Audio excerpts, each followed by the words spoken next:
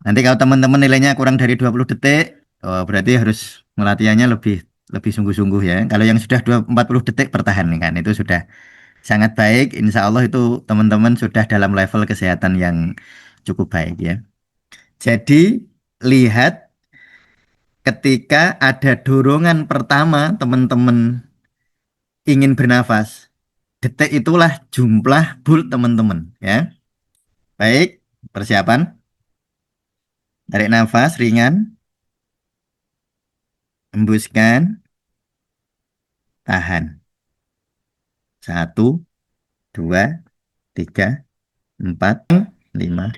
Yang pertama, ini untuk latihan ya. Latihan, eh, berlatihlah nafas hidung-hidung, nasal.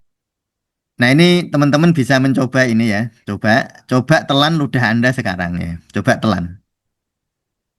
Perhatikan lidah Anda menempel ke langit-langit mulut.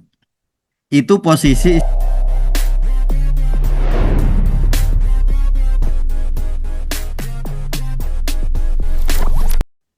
Assalamualaikum warahmatullahi wabarakatuh.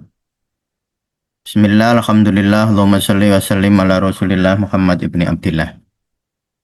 Teman-teman Sufi semua, saya akan melanjutkan ya tentang pernafasan ya. Kemarin sudah saya sampaikan bahwa problem yang sangat banyak bagi pernafasan kita adalah hiperventilasi ya, yaitu bernafas terlalu cepat yang menjadi kebiasaan. Kalau teman-teman latihan nafas cepat tetapi disengaja itu tidak masalah. Tetapi kalau itu menjadi kebiasaan ya, teman-teman hiperventilasi ya istilahnya ya. Jadi nafas terlalu cepat nanti akan menimbulkan gejala kecemasan, insomnia. Insomnia itu susah tidur ya, asma, kelelahan kronis dan lain sebagainya. Kemarin juga sudah saya sampaikan bahwa bernafas berlebihan sama bahayanya dengan makan berlebihan. Jadi kita itu sebenarnya tidak hanya diet secara nutrisi ya makanan, tetapi juga nafas juga harus diet juga ya. Nanti manfaatnya sangat banyak dan salah satu cara terbaik untuk melatih pernafasan itu membaca Al-Quran tartilan dengan tartil dengan memperhatikan wakof dan wasolnya ya. Lalu dibacanya tartil tidak terlalu cepat. Itu nanti akan sangat membantu ya, mengurangi kecemasan atau anxiety, insomnia, asma, kelelahan kronis dan lain sebagainya. Nah, kebiasaan nafas terlalu cepat juga bisa menimbulkan gampang sakit kepala, ya, gampang cemas ya, mendengkur, lalu akan mengakibatkan problem-problem yang lain ya. Nah, itulah kemarin sudah saya sampaikan itu. Nah, maka sebenarnya nanti yang latihan paling bagus adalah latihan melambatkan nafasnya. Maka kalau di Tasawuf Indonesia, terutama teman-teman yang apa mengikuti pelatihan kepekaan energi zikir itu latihannya dengan menggunakan nafas. Kemarin sudah saya sampaikan bahwa eh, ada mitos bahwa ketika orang narik nafas dalam-dalam, berarti banyak oksigen. Lalu banyak oksigen itu bagus. Ternyata tidak. Ya realitanya, kenyataannya ketika seseorang menghirup banyak oksigen, justru tidak menambah oksigen di sel, justru malah menghambatnya. Kemarin sudah saya jelaskan logika efek Bohr. Nanti silahkan teman-teman lihat konten yang lalu sudah saya jelaskan, saya tidak mengulang lagi. Nah, sekarang eh, tekniknya ya? Tekniknya nafas yang benar, terutama jika kita bertujuan untuk nafas dijadikan sebagai sebuah media untuk menenangkan hati. Nanti nafas akan sangat bermanfaat juga dalam zikir ya. Nah, sebelum kita membahas tentang zikir di dalam nafas di dalam zikir, saya jelaskan dulu nafas secara biologi ya. Ini perlu dipahami agar kita punya pemahaman yang menyeluruh dan agar kita bisa merasakan betapa luar biasanya nafas yang diberikan oleh Allah ini. Ya gitu ya. Ya baik, jadi ada tiga tiga pilar pernafasan fungsional ya, agar pernafasan kita itu betul-betul fungsional, artinya memiliki fungsi yang manfaat yang optimal. Nanti kita harus mau latihan toleransi CO2 namanya.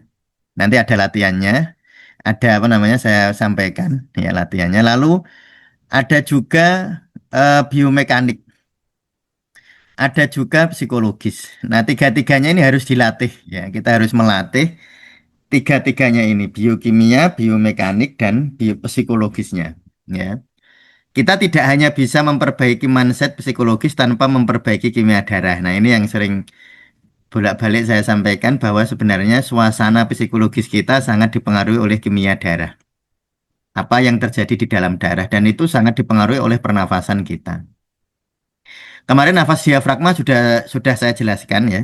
Nah, kemarin nafas perut itu bagaimana? Saya tidak akan mengulang, teman-teman bisa lihat di materi yang lalu. Nah, sekarang yang pertama ini untuk latihan ya. Latihan eh, berlatihlah nafas hidung-hidung, nasal breathing. Ini ada gambar ini dikasih plaster ya. Ini agar kita, terutama kalau teman-teman olahraga ya, teman-teman kalau olahraga jangan eh, bernafas pakai mulut. Jadi kalau olahraga, nafaslah pakai hidung. Jadi sambil jalan itu, makanya kalau teman-teman jogging nggak usah banyak ngomong karena nanti kalau banyak ngomong, nafasnya jadi tidak nasal breathing lagi. Nanti justru nafasnya dari mulut nanti. Itu bukan lalu salah dan berbahaya teman-teman, tetapi tidak optimal karena manfaatnya harus optimal itu jika kita nafasnya hidung. Manfaat nafas hidung sebagai filter. Jadi gini, di hidung kita itu kan ada rambut hidung, lalu ke sinus, lalu ke apa? Ke trakea, ya ke bronkus. Itu kan ada vili-vili, ada rambut-rambut yang sebagai filter. Jadi nyaring gitu. Nah, kalau teman-teman nafasnya lewat mulut, ya udaranya nggak disaring. Tapi kalau teman-teman udaranya apa, bernafasnya lewat hidung, maka nanti akan disaring oleh rambut hidung, oleh vili. Vili itu rambut-rambut kecil yang ada di saluran pernafasan. Jadi saluran pernafasan kita itu memiliki apa namanya, memiliki vili-vili ya, memiliki rambut-rambut yang akan menyaring. Maka nafas paling baik ya, waktu tarik nafas terutama, tarik nafaslah lewat hidung dan latihanlah keluar lewat hidung. Nah, manfaatnya satu sebagai filter. Lalu yang kedua akan menghasilkan nitrit oksid. Nah, kalau nitrit oksid itu cukup ya naik, dia nitrit oksid itu manfaatnya sebagai antivirus. Nah, jadi kalau teman-teman merasa misalnya sering sakit flu, sering apa pilek, sering anu itu, ya biasakan nafas hidung. Kalau teman-teman nafas hidung nanti akan menghasilkan nitrit oksid atau NO. Nah, NO itu dia antivirus. Lalu akan memperlebar pembuluh darah. Ya. Kemarin saya sampaikan CO2 melebarkan pembuluh darah. Jadi kalau teman-teman bernafas dengan benar, pembuluh darahnya jadi semakin lebar. Jadi tidak gampang terjadi sumbatan gitu. Tapi kalau apa teman-teman bernafas dengan tidak tepat, nanti pembuluh darah jadi gampang menciut.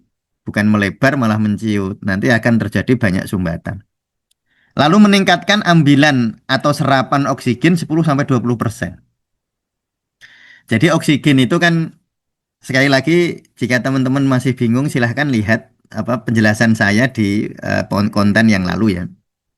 Jadi oksigen dimasukkan ke udara, udara masuk ke apa hidung, oksigen lalu ke paru, lalu ke jantung, lalu ke seluruh tubuh lewat darah. Nah, dari darah itu oksigen akan diserap oleh sel. Tapi kalau orang terbiasa nafas mulut, maka ambilan atau serapan oksigen yang harusnya masuk ke sel itu jadi kurang gitu.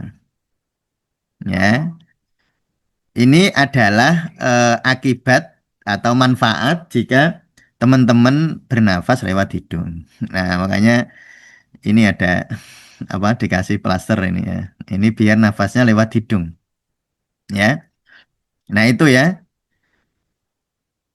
Nah, ini teman-teman bisa mencoba ini ya. Coba coba telan ludah Anda sekarang ya. Coba telan.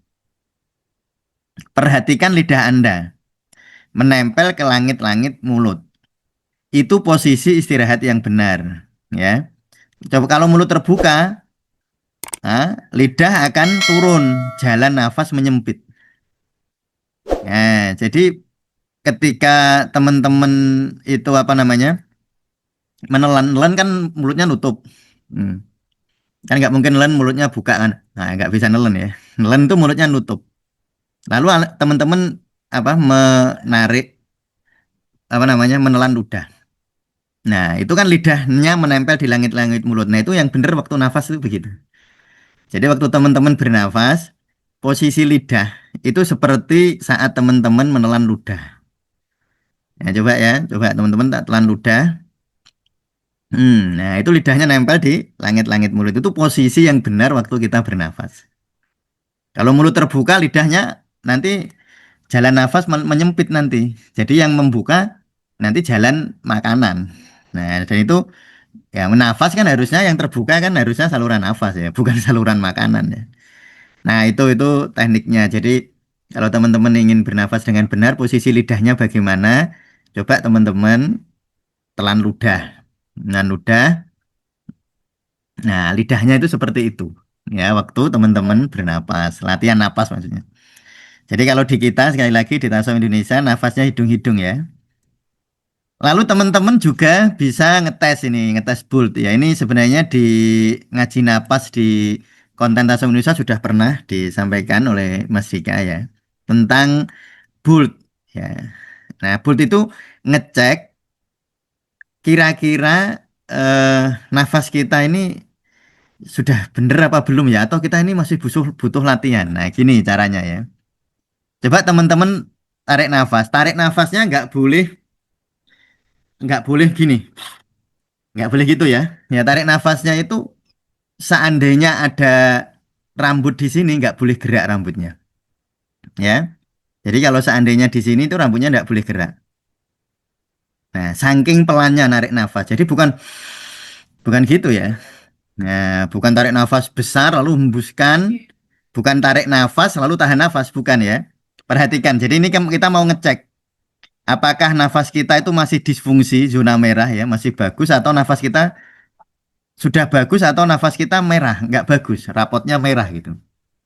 Nah, itu kalau nanti teman-teman bisa menahan napas, nggih, kurang dari 20 detik berarti teman-teman perlu latihan. Latihan lebih lebih apa disiplin.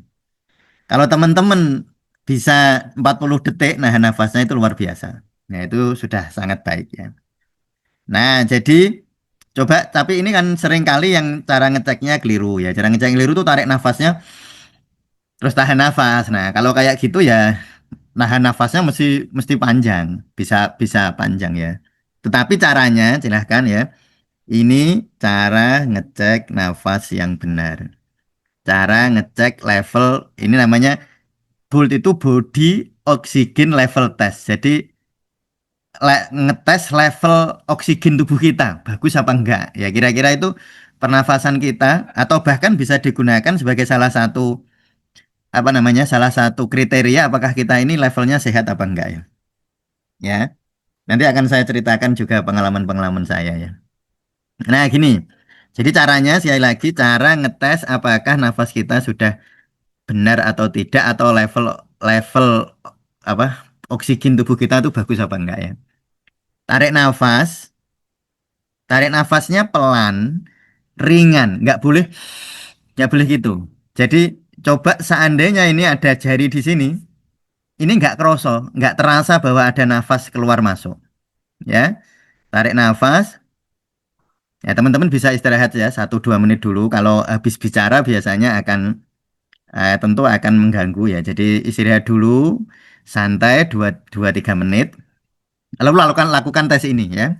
Tarik nafas, pelan sekali, selambat mungkin lalu hembuskan.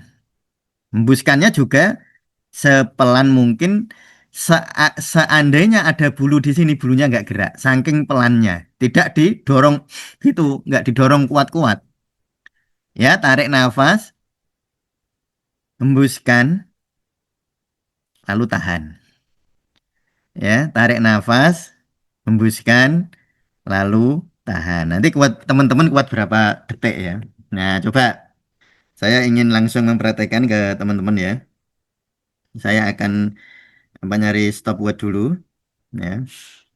Saya akan nyari stopwatch atau jam sebentar ya. Nah, saya akan stopwatch ya. Coba teman-teman sekarang latihan ya. Sekali lagi caranya tarik nafasnya ringan, nggak boleh begitu. Menghembuskannya juga ringan, nggak boleh ya. Jadi tarik nafas ringan, tarik nafas ringan sekali.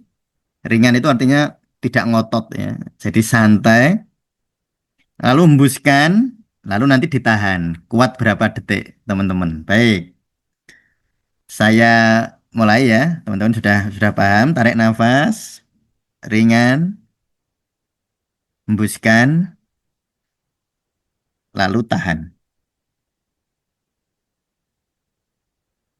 4, 5, 6, 7, 8, 9, 10, 11, 12, 13, 14, 15, 16, 17, 18, 19, 20, 21, 22, 23, 24, 25, 26, 27, 28, 29, 30, 31, 32, 33, 34, 35, 36, 37, 38, 39, 40. Cukup. Nah ya, coba. Jadi tadi kan teman-teman tahan nafas ya. Yang dimaksud nilai detikan ini itu bukan nahan nafas sekuatnya. Jadi ketika teman-teman nahan nafas, terus ada dorongan pertama tarik nafas, itulah nilai teman-teman. Jadi bukan ditahan sampai sampai perutnya gerak-gerak gitu, itu berarti sudah berlebihan. Jadi untuk menilai level pernafasan kita, itu pakainya BOLT. Ben BOLT itu latihannya begitu, ya. Tarik nafas pelan, jangan narik nafas berat, hembuskan ringan, lalu tahan. Saat pertama kali ada dorongan pengen bernafas itulah nilai teman-teman. Ini tentu tidak masalah salah, benar, baik, dan buruk. Ini hanya menilai diri. Nanti silahkan teman-teman menilai dirinya masing-masing. Lalu teman-teman, oh kalau saya kurang dari 20 detik berarti saya masih butuh latihan. Kalau sudah lebih dari 40 detik berarti selama ini cara teman-teman bernafas sudah bagus ya. Ya, sudah level teman-teman sudah baik ya, sudah zona hijau. Kalau yang di antara itu kuning lah ya, di antara 20 sampai 40 detik. Ya, jadi tarik nafas ringan, hembuskan ringan, tahan. Jadi menahannya setelah menghembuskan nafas. Terus ketika ada dorongan pertama ingin bernafas itulah nilai teman-teman. Ya, tadi sudah melakukan, sekarang saya ingin mengulang sekali lagi, teman-teman ya. Jadi lihat ketika ada dorongan pertama teman-teman ingin bernafas. Detik itulah jumlah bolt teman-teman ya. Baik, persiapan. Tarik nafas ringan, hembuskan, tahan. 1, 2, 3, 4, 5, 6, 7, 8, 9, 10, 11, 12, 13, 14, 15, 16, 17, 18, 19, 20, 21, 22, 23, 24, 25, 26, 27, 28, 29, 30, 31, 32, 33, 34, 35, 36, 37, 38, 39, 40. Cukup. Nah, ya silahkan dicatat. Lalu nanti teman-teman latihan nafas. Ya, di channel ini banyak sekali sudah ada latihan nafas atau teman-teman latihan nafas di channel-channel yang lain juga nggak apa-apa. Yang jelas nafasnya hidung-hidung ya. Karena ada memang latihan nafas hidung mulut itu ya ada. Tapi yang kita bicarakan di sini adalah nafas yang hidung-hidung. Ya. Nanti kalau teman-teman nilainya kurang dari 20 detik, oh, berarti harus melatihannya lebih lebih sungguh-sungguh ya. Kalau yang sudah 40 detik pertahankan itu sudah sangat baik. Insya Allah itu teman-teman sudah dalam level kesehatan yang cukup baik ya. Nah, jadi nafas kita ya, ya nafas kita itu namanya nafas LSD. Mungkin teman-teman juga sudah lihat di apa namanya di channel lain tentang nafas LSD ya. Itu tadi sebenarnya saya sudah cerita. Jadi nafas LSD itu nafasnya light, light itu ringan. Slow itu pelan, deep itu dalam. Dalam itu artinya nafas diafragma ya. Sekali lagi, dalam itu artinya nafas diafragma. Bukan dalam itu nafas kuat-kuatnya, bukan. Kalau itu nafas besar ya. Ya, dalam itu nafas diafragma. Nafas diafragma itu tarik nafas, perut mengembang, hembuskan nafas, perut mengempis. Ya, itu ya. Itu kalau teman-teman berusaha apa benar-benar melatih, nanti itu insya Allah akan.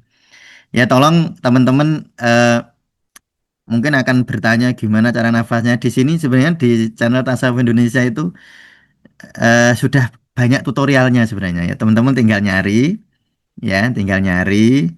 Nanti kalau nggak ketemu bisa chat admin mana latihannya gitu. Nanti biar dicarikan apa adminnya ya. Kira-kira itu tutorialnya mana? Dashboard nafas LSD itu tutorial yang mana?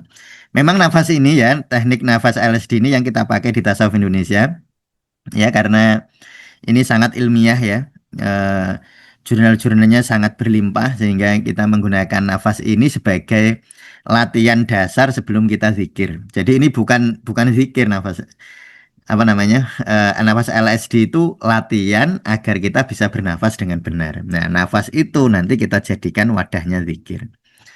Nah, jadi kita harus latihan namanya kurang lebih itu latihannya namanya latihan lapar udara. Ini tadi yang saya sampaikan, bernapaslah begitu ringan hingga bulu halus di bawah hidung tidak bergerak, seakan-akan tidak bergerak ya, mesti bergerak, tapi seakan-akan tidak bergerak, saking halusnya. Tujuannya untuk apa?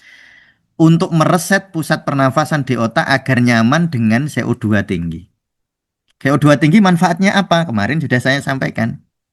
Ya, kemarin CO2 tinggi itu manfaatnya ini vasodilator sedatif alami ya, akan membuat apa pembuluh darah vasodilatasi ya, tidak menyempit pembuluh darahnya. Sudah saya jelaskan kemarin. Jadi, jika teman-teman ingin belajar betul-betul, silahkan teman-teman memperhatikan, melihat, memahami konten-konten yang sudah lalu ya. Nanti kalau saya mengulang-ulang terus nanti terlalu panjang ya. Jadi silahkan teman-teman melihat konten-konten yang lalu untuk memahaminya ya. Kemarin sudah saya sampaikan di 2 episode ada slide-nya dan teman-teman yang ingin mendapatkan file ini silahkan menghubungi admin Tasawuf Indonesia, ada filenya. Teman-teman bisa menghubungi apa admin Tasawuf Indonesia. Begitu teman-teman yang bisa saya sampaikan dan pesan saya adalah ini tadi ya teman-teman latihan ini nanti setiap 2 hari 3 hari latihan coba teman-teman sesekali eh, ngetes ya tes bulknya teman-teman body oxygen level test.